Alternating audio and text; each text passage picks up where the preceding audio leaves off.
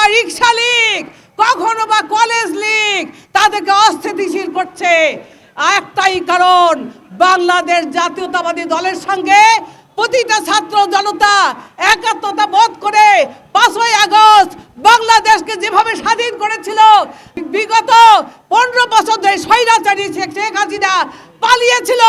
বাংলাদেশের স্বাধীনতা কোনো পৃথিবীর ইতিহাসে এরকম নাই। কিভাবে পালিয়েছিল তার পেতার তারা এখনো বসে রয়েছে। আমরা জানি প্রশাসনের মধ্যেও রয়েছে, যার ফলে আজকের এই ইসকন থেকে শুরু করে শুধুমাত্র ইসকন নয়, এই ইসকনের মধ্যে ছাত্রলীগ, যুবলীগ, আওয়ামী লীগের পেতার তারা ঢুকে ঢুকে তারা অস্থিতিশীল করতে চলছে।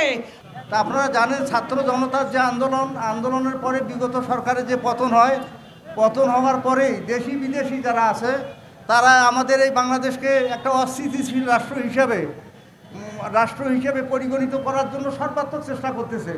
তারই অংশ আপনারা দেখবেন কিছুদিন আগে বিজেপির ব্যানারে কিছু সন্ত্রাসী লোকজন তারা মানে সেক্রেটারিয়েটে ঢোকার চেষ্টা করেছিল।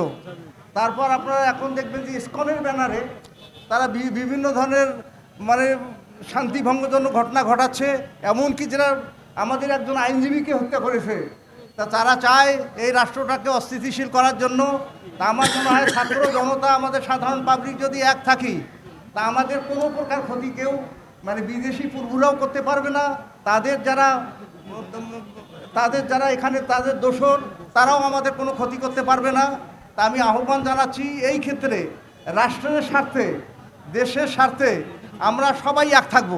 এবং যে ধরনের এই যে ইসকন আমাদের একজন প্রিয় আইনজীবীকে হত্যা করেছেন, সেটা সহ যারা দেশকে অস্থিতিশীল করতে চায়, তারা যে কোনো কার্যকলাপে আমরা সবাই এক হয়ে তার প্রতিবাদ করব।